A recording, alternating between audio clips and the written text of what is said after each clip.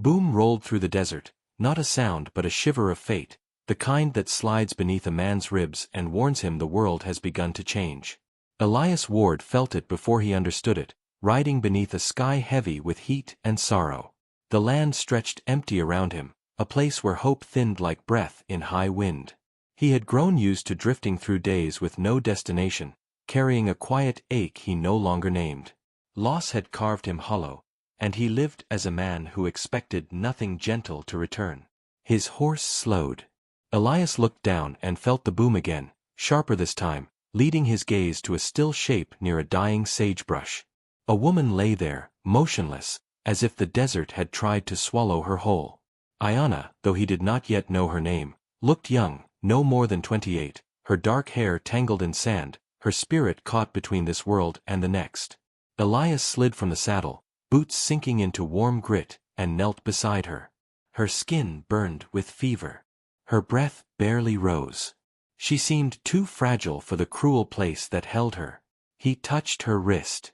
A faint pulse fluttered like a frightened bird. Something in him stirred, an old instinct to protect, to save, to care. Feelings he had long buried under dust and disappointment. Without thinking, he gathered her in his arms. She weighed so little it frightened him. He whispered a promise to the quiet air, not knowing why. "I've got you."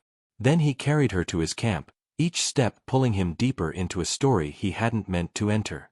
River Tom, the old wanderer who shared Elias's fire when their paths aligned, heard the urgency in his voice and came shuffling over. Tom kneeled beside the unconscious woman, eyes softening as if he recognized suffering better than names. He mixed desert mint into cool water and laid damp cloth across her brow. Naomi Ridge arrived soon after, delivering mail and opinions with equal speed. Suspicion sharpened her voice as she studied the stranger. Folks didn't simply collapse in the desert unless danger pushed them there. Elias answered her unease only with silence. His attention rested on Ayanna's shallow breaths, each one a fragile tether to life. As night deepened, the firelight flickered gently over her features. Elias sat close, watching the rise and fall of her chest, feeling something unfamiliar unfurl inside him. He'd once offered his heart to a woman who chose another man, one smoother, brighter, unburdened by the scars Elias carried.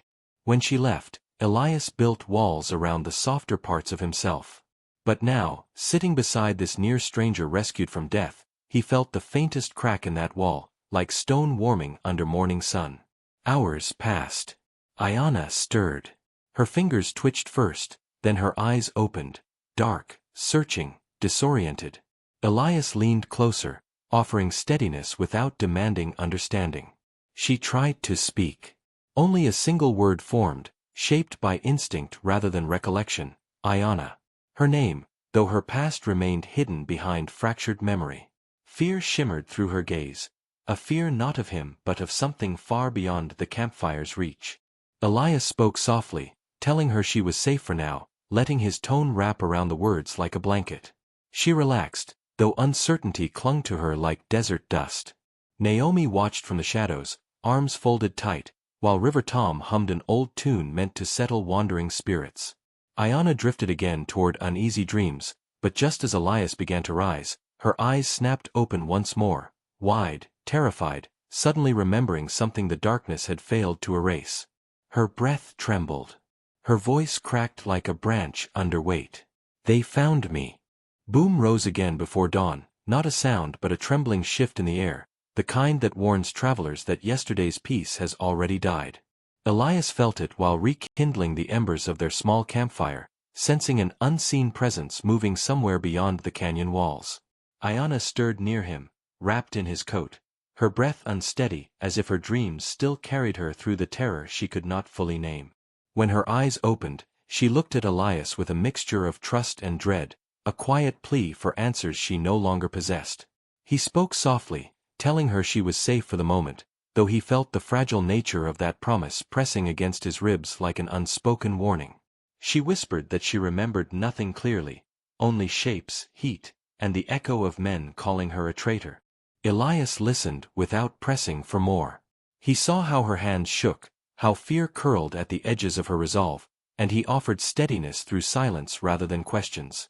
Naomi Ridge, restless and sharp as ever, paced the perimeter of the camp.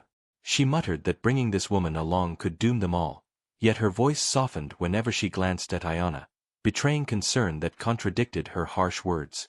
Even Naomi, with all her flint and fire, could not ignore the quiet bravery woven through Ayanna's fragile breaths. River Tom prepared a mixture of herbs to calm Ayanna's trembling. He told Elias that danger clung to her like smoke to cloth, and that whatever shadow hunted her had not forgotten her scent. Elias nodded, already aware. He had felt the weight of unseen eyes since the moment he found her half buried in the sand. Still, he refused to abandon her. Something in her quiet strength called to the better pieces of him, the ones he thought long dead beneath regret. They broke camp as the sun climbed, weaving through narrow canyons where the light thinned and the air cooled.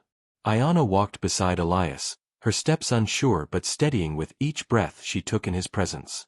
She asked him why he had stopped for her in the desert when most would have ridden on. He answered simply that leaving her would have felt like leaving a part of himself he had not yet learned to understand. She didn't respond, but her features softened, and the fragile bond between them deepened like a seedling pressing roots into waiting soil. Naomi scouted ahead, searching for tracks or threats. When she returned, her face carried an uneasy tension. She said riders had passed nearby within the night, their trail fresh and purposeful. Ayanna froze, her memories crackling like broken branches. She remembered fire, betrayal, a council turned against her when she refused to support a cruel uprising led by men hungry for power. Elias watched her fight the swell of fear, watched her steady herself with slow breaths that revealed her resilience beneath the fear that threatened to drown her. As they moved deeper into the canyon, the sense of being followed grew heavier, knitting itself into the rhythm of their footsteps. Elias kept close to Ayanna, not because she needed rescuing, but because he felt her courage deserved company. River Tom hummed old songs to soothe the tension, while Naomi's eyes never stopped scanning the ridges above them. Still, the shadow pressed closer, a presence waiting for the right moment to surge forward. When they paused at a narrow bend in the stone passage, Ayanna turned to Elias and confessed she feared she had brought ruin to them all. He reached for her hands, steadying them, and told her that no one who stands against cruelty brings ruin, only truth. Something shifted in her then, a softness mixed with fierce determination, as if Elias's words had stitched together a part of her spirit that had been torn by betrayal. But the boom returned, sharper than before, as hoofbeats cracked through the canyon air. Naomi shouted a warning. River Tom pulled Ayanna behind him. Elias stepped forward, squaring his shoulders as three riders emerged at the canyon mouth, their silhouettes sharp with anger and intent. Ayanna's breath collapsed into panic as recognition struck. She whispered that these were the men who had vowed she would never escape alive. And they had finally found her. Their arrival sealed the truth she dreaded, a truth that wrapped itself around the group like dusk, leaving fate trembling between breaths.